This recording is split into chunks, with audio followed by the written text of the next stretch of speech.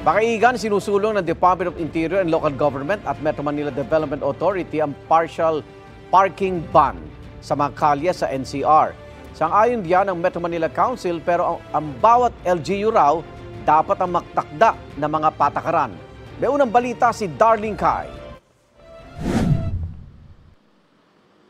Sa September 1, nakatakdang maglabas ang DILG ng final version ng mga polisiya sa isinusulong na regulasyon sa street parking.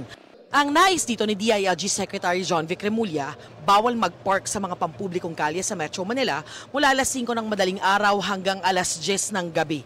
Kabilang ang mga maliliit na kalsada o tertiary roads. Damay kung sakali ang mga sasakyang nakapark sa tapat ng bahay ng may-ari. Isa sa mga apektado niyan ay si Joseph na nakaparada sa tapat ng bahay sa Quezon City, ang 4 na sasakyan na pinapasada bilang school service at gamit sa ibang negosyo. Wala kasing parking eh. Tapos yung one-side parking lang talaga dito. Yun. Tapos sabi nyo nga po one-way naman. One way. One way ma'am. Tsaka walang kasalubong. May mga nakikipark din sa kanila kapag kakain. Magbawal na mag-parking sa street. Hindi na kami makakakuha ng customer na siyempre matatakot sila baka mahuli, matikitan. Mahihirapan din daw si Raya na sa kalsada rin ipinapark ang pinapasadang taxi. Sumusunod naman daw sila sa sinabi ng barangay na one-side street parking lang. Baka pwede naman sa ibang side na pwede mag-park yung ibang sasakyan or depende sa pinaka-highway na lang, tanggalin nila yung nagpa-park. Panukala naman ni MMDA Chairman Don Artes tuwing rush hour na lang o tuwing alas 7 hanggang alas 10 ng umaga at alas 5 hanggang alas 8 sa gabi ipatupad ang ban. Tutol naman ang Lawyers for Commuter Safety and Protection o LCSP sa de oras na ban. Dapat daw total ban. Sagabal daw kasi ang mga sasakyang iligal na nakaparada sa daloy ng trapiko lalo na sa emergency services. Hiling naman ng Automobile Association Philippines sa pamahalaan maghunos dili sa pagpapatupad ng ban. Hindi pwedeng basta sabihin mo bawal, walang pupuntahan yung mga tao. Hindi mo pwedeng basta sabihin bawal bumili ng kotse.